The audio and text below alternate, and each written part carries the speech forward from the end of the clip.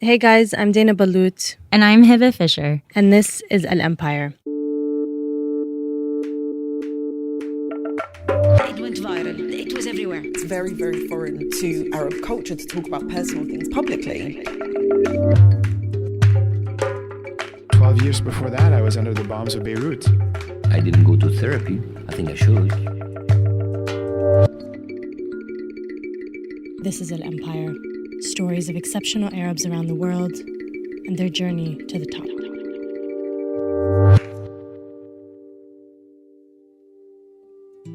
Today, we're sitting down with the amazing actress Dina Shihabi. She acted in the TV series Jack Ryan on Amazon. She's in Hulu's comedy series Rami and in the second season of Netflix sci-fi show Altered Carbon.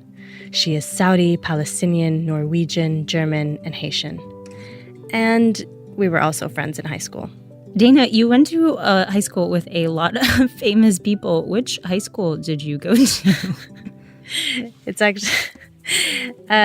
yeah, it's true. I think a lot of people ended up doing good things in their life. I went to the American Community School in Beirut my whole life, from first grade to 12th grade.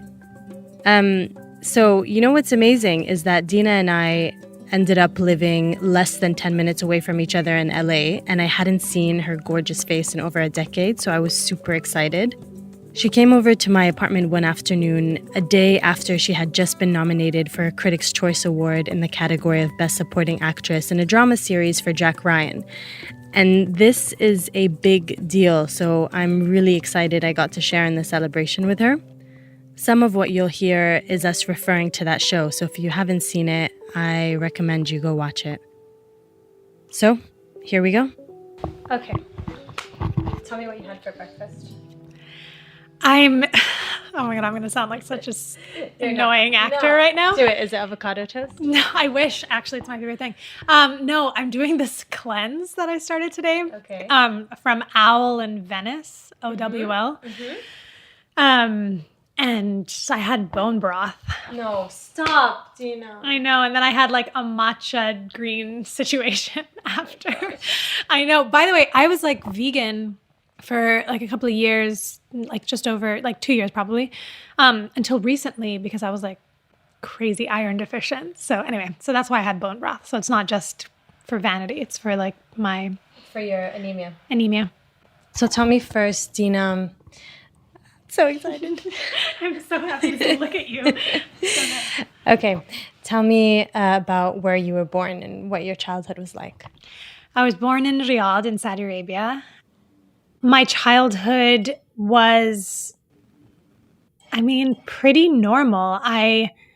Because we were in Riyadh, we spent a lot of time indoors and like at people's houses and in each other's gardens. And I really grew up like loving football, soccer. And I remember being like taken from the football field because at one point girls couldn't play sports in schools. And like taken to a ballet class, and I was like so pissed off about it, which is so funny because years later, like dance was my favorite thing. But when I was first taken to it at that age and I like quit as soon as I could, I was very upset about it. I didn't like it. What were you like as a child? If your, let's say, mother were to describe you, what would she say? She would say that I daydreamed a lot. I just spent a lot of time like staring out in thought. I was relatively quiet. I wasn't like hugely, I remember being shy and like hiding in the bathroom when I was really young at school. I would get overwhelmed when there was like a lot of people, which is so weird for me to think about because the older I got, the more social I became. And I feel like I really am a social creature in so many ways. When did you start getting into the creatives, like dancing or acting? Well, I went to my first ballet class when I was 6 or 7, and I stayed in ballet reluctantly. I tried to quit so many times, but my mother had this fear that I would blame her, that I would regret quitting and then blame her later in life, which is what happened because I finally, when I was like 11 or 12, I was really into tennis and I just wanted to play tennis all day and play football all day. But ballet just felt so lame to me and I just really didn't appreciate it. And I did like very traditional ballet and had to do the exams and all that stuff. And I just found it just so boring. So I finally quit when I was in 4th grade. And then when I was in, it must have been 7th grade or 6th grade, I got taken to a dance class, this woman, Sharmila Kamte in Dubai. And I walked in, and within 5 minutes, I remember thinking, I'm going to become a dancer. It was so quick. And this is, I've like hadn't danced in a few years. There was something about walking to that classroom, the dance teacher. It felt like some sort of fate or magic had brought me there. And I went home that night and I practiced every day in my room for hours. I was obsessed, and I did not miss a class, I think, unless I was like deathly ill. And even like when I was injured, I would go and sit and watch class. Like that's how dedicated I was. I would only leave town when she was on holiday. Like I was obsessed. Like I never missed. I would skip school to take her extra classes in the morning. It was immediate, like an immediate moment. I remember that night after that first dance class, I went into my parents' room and said that I was going to become a professional dancer. And my dad was like, that's never going to happen. And my mom says that she said, I know my daughter, like this is real. And it was so real. Within a year, I was dancing. I was really bad when I started too. And then within a year, I was dancing professionally with her. And that was when I was like just right before I turned 13. And then I danced with her until I graduated from high school. And then that's how I got into the arts. And then acting was just something that in high school was like the only thing I found enjoyable in school, like that and like English and psychology and math. Like everything else was boring to me. I want to talk about your dance teacher and dance in general. And I want to know what it was for you and what it meant to you and what are the things that she taught you that you carry with you. Everything. I really believe that I am the person I am and the artist I am because of how she not only trained me as a dancer, but as an individual. She held a really high standard of commitment and hard work and a daily showing up and committing. I can't not do something every day. That's really not like I can't go one day without writing or thinking about acting or doing something for it. And that really is, I think, when you're trained as a dancer, you can't skip a day of dance. It's just impossible. And she really pushed us. And I was so validated by how hard I worked and how committed I was. And so that's just the only way I know how to work. And also, I just think I think if everyone can grow up dancing, it's the best gift you can give to your child because that connection to your body, especially growing up in Dubai where, you know, our culture isn't very comfortable with female sexuality and female, like the female body and connection to that and owning that and having a command of that and a sensuality. Even though when you look back, like that's so naturally part of our tradition. And so for that to have like been lost, that connection is, I think, really detrimental to our culture. And so to grow up with like, you know, being able to like move and dance like hip hop and like move my body in a way that if I hadn't done that, I would have been ashamed of, I think really gave me an ability to own that part of me, like, and not have shame when it comes to like sex and sensuality and those decisions and being an artist. I really think it's given me a freedom that I otherwise wouldn't have had. What was it like both in your family and then in society when you would say, I'm a dancer or I'm an actress or this is actually what I want to be and spend my time doing? Yeah, it took a second for my dad to get around it.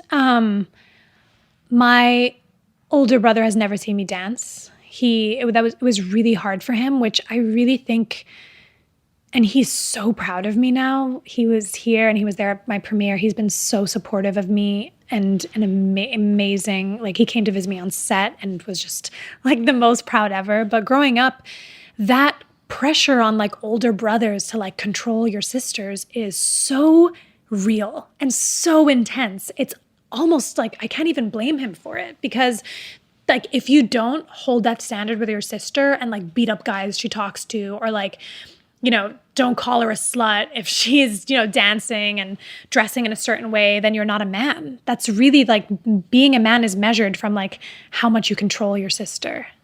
It's this really toxic thing that we do with men. And so then they're not able to actually experience their sensitivity and their sensuality and their connection to women. And so it was really hard for him. And I'm sure it was hard with his friend group. And you know what I mean? Because of the way people would probably talk about me. And I would hear, and, you know, my parents have told me like since then of like things that my parents' friends would say to them. And like my dad would have friends approach and be like, you can't let your daughter do that. And in the beginning, my dad wasn't crazy about it. I remember getting a national commercial for Nivea when I was first starting out as a dancer. And it was this huge thing. It would have been so cool. And my dad said no. He was like, absolutely not. Do I want my daughter's face like around Dubai? And it's so funny now because like my face is everywhere, all over the world. But I get that because it's not just him. It's the culture is so loud around you, and people are not shy to tell you what they think, and they're real. And he was protecting me, and he kind of needed to, because people to my face, like anytime I would tell someone I was a dancer, their first reaction would be like, what? Like, what? Why? That's so weird. And then they would just assume I was really stupid. And they would be like, well, you're just pretty and stupid. So like, what else are you going to do? You know? And no one took it seriously until they would see me dance. And really the minute people saw me dance, all of those judgments went away. And so I learned really quickly that until people see you walk the walk or see you do what you do, and if you do it well and you do it with like so much love, like that's infectious. People can't argue with that, even if they don't completely agree with it. Where I was like, oh, if only I could do that. And then the more and more I did it, the more it just like opened doors. And it was like, it just like the series of everything happening of New York, and then the teachers I met, and then I got into Juilliard and I got into NYU's grad acting program without a bachelor's degree. Like all these crazy things happened that were just like beacons of light, as like you're going in the right direction. And so I just kept going, and now I'm here. But yeah, and now looking back, it feels like everything happened for a reason. And it kind of feels like acting chose me. Like it kind of felt like I needed, because I hated my voice. That was a huge part of why I never thought I'd be an actor. I've made fun for my voice a lot growing up. Why? Because it was really, really high pitched. I don't know if you remember that. And I have a weird voice. Like that's something that now I just know about myself and accept. But it's always, I think about it every time I meet someone. I'm like, they're going to hear my voice. Like even now when I was driving to you and you called me, I was like, my voice. It's like a weird thing I have. I know, it's so strange. And I just was like, I have the weirdest voice. Like, I'll never become an actor. And so dance for me was a way to express myself without using my voice. And then something like, because of a series of events, I suddenly was like kind of forced into situations where I'd have to act more. A quick break from our story today to tell you about another Kerning Cultures Network production, our inaugural show, which is also called Kerning Cultures. In it, we tell stories from the Middle East and its diaspora, like the story where we follow a Lebanese cave diver into the depths of the deepest cave in the world. Or when we look at the question of, logistically, what happens to our bodies when we die in a foreign country. They're the kind of stories that will transport you into other worlds, across the Middle East and the spaces in between. Find us wherever you get your podcasts. That's Kerning Cultures, Kerning with a K.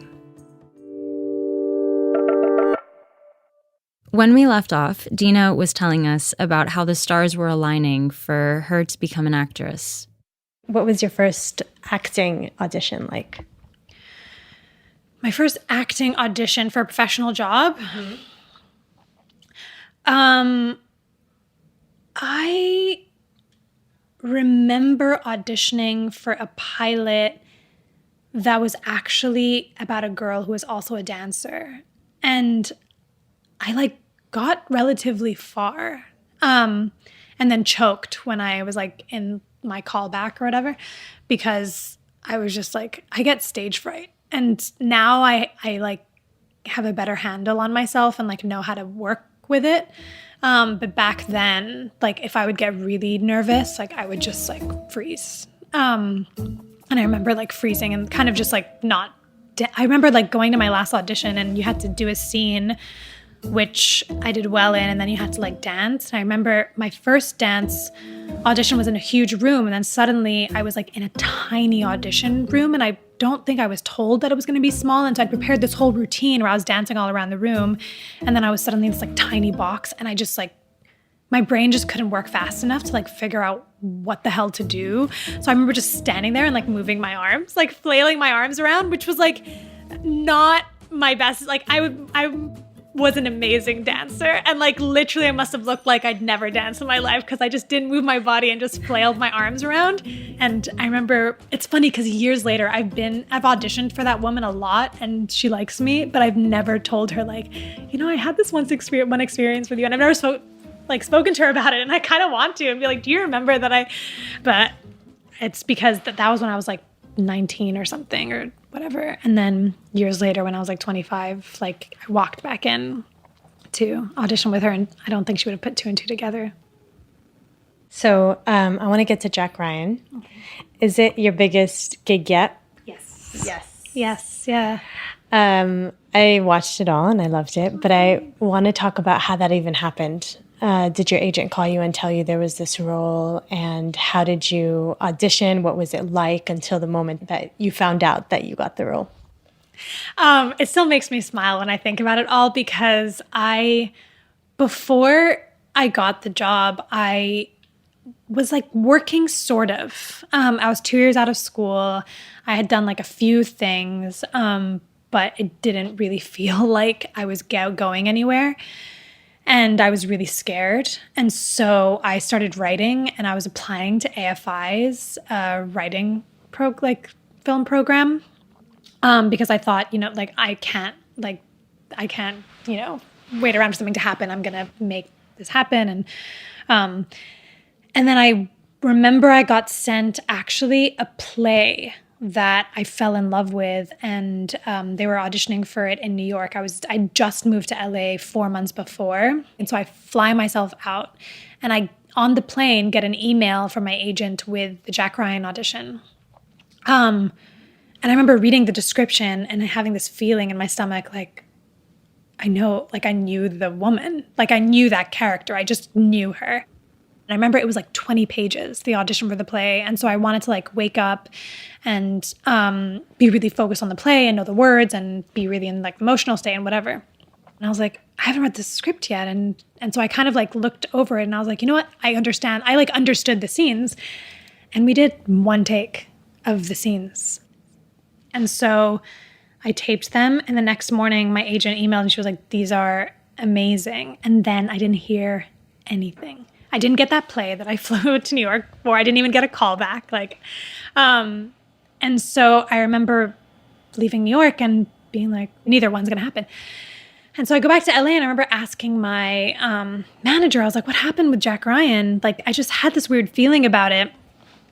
And my agent emailed back being like, the casting director says that you might be too young for it or something. She's waiting to hear from everyone. 3 months later, I get a call. So for 3 months, I don't hear anything. So I'm like, I didn't get it. 3 months later, I get a call saying that they want to see me for a test on Monday. And it's between me and 2 other girls. And then I go in for that test. And there was one extra scene. And it was in the room with like the producers. We did it. And I left. And I remember emailing my agents. And I was like, that's the best audition I've ever done in my life. Like, if I don't get this, like I'm quitting basically. And then we didn't hear for 2 weeks, but every day we heard, we're waiting on approval, we're auditioning people in London, like this whole thing. And then when I got the part, I found out that I was the choice for that part from that first tape in New York months before. I remind myself that a lot because there are so many jobs that I've even auditioned for since then that I've desperately wanted and I haven't gotten. But when it's yours, it's yours. I wanted to talk about Jack Ryan, the storyline, and I'm sure you thought of this when you read the script, is like, it's cliche on so many levels, like Arabs being terrorists, you know? But how did you, like, especially as an Arab and someone that knows that you don't want to perpetuate stereotypes. Yeah. But you read the script, and then what do you think? And what made you also fall in love with this kind of role? Well, I am very wary of things that are terrorist plots because I have no interest in continuing to build on the fear people have of Arabs. It's actually really dangerous. They say that TV shows have had more of an effect on American fear of Arabs than anything else. And so that's something that I keeps me up at night, you know, and something that I'm very sensitive towards. Like the first thing I did when I sat down with my new agents, I was like, I don't want to tell stories that are, you know, one-sided and really dangerous in that way. And they were like, absolutely. And I don't think that this was, I mean, yes, it's a terrorist storyline, and it does end with like the white man saving the day. But that is the point of view of the story. It's called Jack Ryan, so Jack Ryan's going to save the day. So if you're coming into it and you're like, no, but the Arabs should win, like, that's just not the story that I signed up for. And that's fine. There's a place for that. You know what I mean? But what was special about the story and what was really important to the creators was that the Arab side wasn't these like evil mustache twirling female victim characters, archetypes, that it was real people and that you really got to see why they became who they were. And what sparked me knowing that was reading the pilot, and it's starting out in Lebanon, and it's starting out with these kids and seeing this family and just people living their life and seeing their whole world destroyed at such a young age. And so you're grown up with this trauma, and that's such a reality. And that is something that we don't talk about, that when people do decide to, you know, make their life's mission to like make the decisions like Ali Slayman's character does in the thing, it doesn't come out of nowhere. It's because of years and years and years of oppression and tragedy and trauma and suffering. And that's important because it's important for the world to know that we all have a responsibility, and we are all responsible for the things that happen around the world. They don't just like happen in a vacuum. So that telling that story was important and interesting to me. And I thought like, oh, wow, we haven't done this yet. And that is actually saying something. And especially as like the track of his character in Paris and seeing how you're ostracized in that community for being Arab, that's such a real thing that happens today. Like when people are surprised when things happen in Paris, I'm like, have you not ever paid attention to actually how people are treated? And it's a result. Like things happen because of something. And it doesn't excuse those things. You'd hope that people make better decisions, and usually, you know, you'd hope that people do, but you can really see like why certain things exist. And then with Haneen, the character I played, she's a hero, and she's the heart of the show. And you very rarely see women in roles like that on TV, let alone Arab Muslim women. And so to me, I thought that was incredible. And I felt a lot of pressure. I didn't sleep much shooting this show. I was really like nervous the whole time because I felt like, one, I had to learn a completely new dialect, which Arabs hold no prisoners when it comes to that, because like we're so judgmental of each other. And so that's something that I was very, very, very conscious of, and I really hope that I did it justice, and like worked on it for months every day until You had to learn the Syrian accent. Yeah, and I worked on it like for hours a day for the first few weeks of the shoot, and then I continued to work on it every day with the dialect coach until we wrapped. We literally met every day, even on weekends, because I was so concerned, and I was really bad at it at the beginning. And so by the time I started filming, I wanted it to feel like second nature. So we would talk in a Syrian dialect so that I wasn't just learning the lines, but that I actually had words in the back of my mind so that I could add things and change things and feel more fluid with it, which was his idea. Because I was like, no, just teach me the script. I just want to get the script perfect. And he was like, no, it's not going to feel real unless it actually is coming out of you authentically. And so I left Jack Ryan speaking like Syrian. I think I still speak that way because I can't not think in that way because it was so drilled into my brain. So that's Shadi Al-Hilu, our dialect coach's fault, but he did an amazing job. Everyone in this show has a specific accent to where they're from. So my husband in the show is from Lebanon, and so he speaks in a Lebanese accent the whole show, and I thought that was really cool. في حياتي ما سألتك سؤال لأنه عندي ثقة فيك ولأنك رجال طيب. بس هلأ أنت كمان تغيرت. Because usually when you watch shows that are American TV shows, like the people aren't even Arab. They're like had learned Arabic for that role, and they're terrible. But it was really important to me to be, if I'm a major part of something, to set the tone of what the Arabic would sound like and what it would be. Well, I think what I liked so much about the show was that everyone that played Arabs everyone was like, I hadn't seen so many Arabs. Authentic, I know. Yeah. And that's the casting director, April Webster. She found incredible Arab talent from around the world. A lot of our cast was from London and New York and LA, and one of my children, my son, was from Lebanon. A lot of our cast was from Morocco, Paris. Like, she searched far and wide to find like the most authentic people, and she really did. Yeah. And the creators, it was really important to them for this to feel like really, really real. So they really had a high standard for that, because I feel the same way. Like, I watch it and I'm like, everyone is Arab, like everyone. And it's such a cool feeling because that's rare. It was crazy because I'm watching this Amazon series called Jack Ryan, but in so many ways I felt like I was watching like an Arab soap opera. Right? Well, that's what's amazing is that, like, I remember seeing someone like on Twitter like be like, this is so annoying, like 90% of this show is in Arabic, like without subtitles. And I was like, no, there are subtitles. But like, I just love it. That was like my favorite thing. I screenshot it because it made me really happy, because I was like, yeah, it's actually like, it's kind of like watching Narcos. Like, you're watching a show that is mostly in Arabic, or at least half an hour. It's like 50% in Arabic, which is huge. That's so cool to me. Yeah. I love that part. I mean, I love the show in general. And even though I went into it thinking, another, I was being terrorist, but I actually loved how they told that side of the story. Oh, thank you. Right? I just felt... I felt that too. And one thing is, like, they really, like, the creators are really special, and it was really important to them to humanize and, like, have, like, real people on the other side, and for it not to be good versus evil, for it to be really, like, a certain set of circumstances versus another set of circumstances, and like what people do with that. I wanted to talk to you about this one scene in Jack Ryan where it's like, the intimate parts, or is that as an Arab woman ever difficult for you?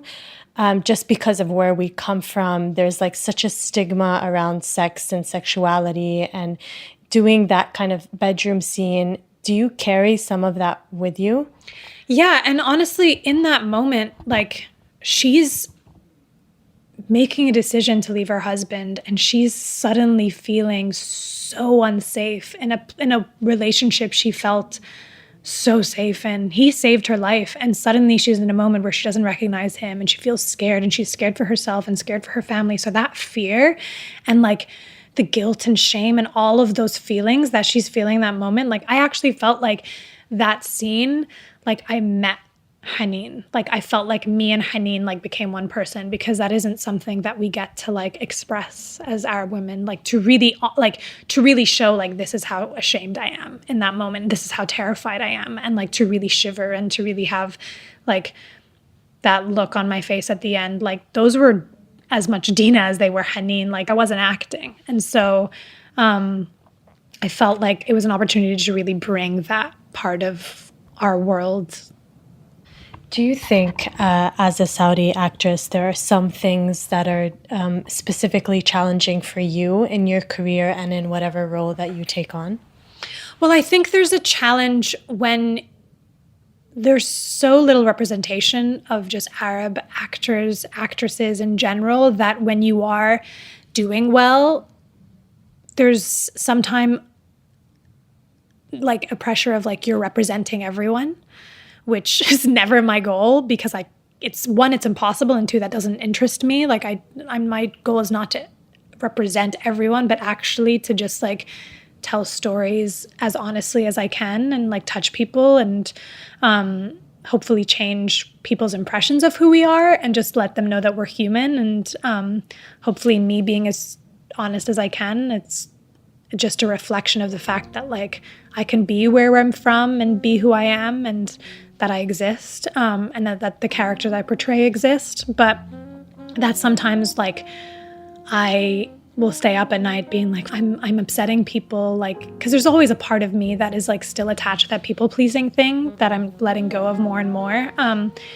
But there's a part of me that's like, I really want to make like you proud and like the people I grew up with proud and my family proud. And then when I don't, or I challenge that, which is something that I can't help but do because I always pick what is important for the character before what is important for me, Dina. I don't care about like, I try and take like my ego out of it and my place in the world out of it as much as I can and just like really try and make decisions like that are, I think, the most powerful and most intimate and most like revealing of the character. And so that always has a risk factor because you're not going to keep everyone happy. And sometimes when I'm making decisions that are challenging for people, there's like a feeling of like, oh, everyone's going to give up on me and like think that I've like let them down, you know? And as opposed to like, I'm actually doing this because I feel like we deserve a chance to be as free and as like true to characters as anyone else does. Like, why should we hold ourselves back and like portraying people in the way that we want to just because of where we come from? Like that's what I'm always trying to like tread the line of. And I always err on the side of like, I'm just gonna go for it because I think we deserve that, even if we come from a culture that's more constrictive, you know, and just has, you know, different ideas of what is right and wrong for women. I feel like, I don't know, I feel like abiding by those rules is just enabling them to never change. And I think you kind of have to take like 50 steps forward and scare people in order to like move the needle forward. Yeah. I love that. I want to go back to the comment where you said that sometimes you didn't want to tell people where you're from. Yeah. Is it a thing when you meet people, when they talk to you? Is it like, is that part of your identity like a thing? Well, it's interesting because I'm Saudi, Palestinian, Norwegian, German, and Haitian. I'm half Arab and then half European and Haitian. But because I'm Arab, and in an industry where like Arab roles now are suddenly coming out, which is awesome. And I think it's like all my Arab friends are working, really. It's like a really good time for us. That part of me was highlighted and I speak the language. And honestly, my identity is really wrapped up in being Arab because that's where I grew up. So my mannerisms, my culture, my world, like my friends, like I really do feel Arab, but I'm also very European. I've spent every time my whole life in Europe. Like in a way, I feel like I present myself to the world in a more European way than I do anything else. I don't know why, but maybe that's just, you know, I'm definitely a mixture, is what I'm trying to say. And so the Arab thing's interesting because we come from a part of the world that's in conflict a lot of the time and like in ways still growing. And so moving to America, it was like kind of, I was scared to tell people that I was like Palestinian, let's say, because I was like and like I'm admitting that, and I'm not proud that I was scared to say that. But growing up, you're told that if you say you're a Palestinian in America, like you will be like seen in a certain way and like be discriminated against. And so I was very scared of that. And like there have been moments that I have been, and I've said that, and I've like people have reacted in a bad way because of what's going on in, you know, Palestine. And so that's something I just like stopped saying. And then I would just say I was from Dubai, to be honest. And then with Saudi, there was a moment a couple of months ago where like being Saudi was like the coolest thing ever. Yeah. And then now with everything happening, like I say I'm Saudi and people like look at me different and don't like it, which is sad because it's like, it's evolving. Like that part of the region is evolving and Saudi Arabia is evolving. And to judge a person on like, their part of the world or their identity or where they're from is something we all do, I think, without really like knowing how to stop that. But it's also so limiting, and it stops you from really getting to know someone, and it stops you from actually seeing the beauty from a culture. Like the fact that I exist and I'm from Saudi Arabia and from Palestine and from Dubai and like grew up there and is, I think, like that should be like focused on as well as like the hard things. You know what I mean? Because I am a product of where we came from. Like I wouldn't be here and successful if I wasn't, raised and born there. It really had an effect on me and an impact on me. And I am not who I am despite where I came from. I am who I am because of where I come from. And that's something that I constantly try and tell people, because they're like, wow, like you really escaped. And I'm like, no, I didn't escape. Like I didn't run away like in the middle of the night, like in a van. Like, you know what I mean? Like I'm very like, my parents know what I'm doing. Like they're amazing. I was talking to my mom on my way here. Like my dad, I was talking to him yesterday. Like they're so proud of me, and like I've challenged them. Don't get me wrong. Yet they're like still so proud of me and stand behind me and love me so deeply. Like I am who I am because of them, and I am who I am because of my brothers and because of like the world we came from. I like this question. What would you want? Hopefully it's a very, very, very, very, very long time from now, but what would you want the first 2 lines of your obituary to say? Oh, man. Like she lived with a lot of love and abandon, I guess. Like just, yeah, that she like loved deeply. I think that's maybe the most important. So yeah, maybe she loved deeply and like had a lot of fun. Anything else you think is important to add that I haven't asked you? No, this is so amazing to talk to you, because it's such a beautiful thing when like life brings you full circle, like back to someone from your childhood. It's really cool. So thank you. Dina is the lead in a play called Power Strip, so if you're in New York, catch her on stage between October 5 and November 17 at the Lincoln Center. The show Altered Carbon is coming out in the new year on Netflix, and in between all of this, Dina is also writing a television show with her Palestinian co-writer Rula Selbek. This episode was produced by Dana Balut and myself, Hiba Fisher, with editorial support by Lina Mohammed and Alex Atack. Sound design by Mohamed Khayzat and fact-checking by Zaina Douider. Our original sting was composed by Ramzi Bashur, and El Empire is produced by the Kerning Cultures Network. A huge thank you, of course, to Dina for giving us her time today for this interview. All of our guests are extremely busy people, and so it means a lot to us that they trusted us with their time. Thank you, Dina. And next week on El Empire, We sold the company to eBay for a fraction of the initial offer for $140 million. That was in 2001, and just 12 years before that, I was under the bombs of Beirut. That's in 1 week. Lastly, if you're liking El Empire, please subscribe to the show so you'll never miss an episode. Also, leave a rating and review on whatever podcast app you're listening to us from. It really helps boost our rankings so that other listeners can find out about us in the podcast libraries. Thanks for listening.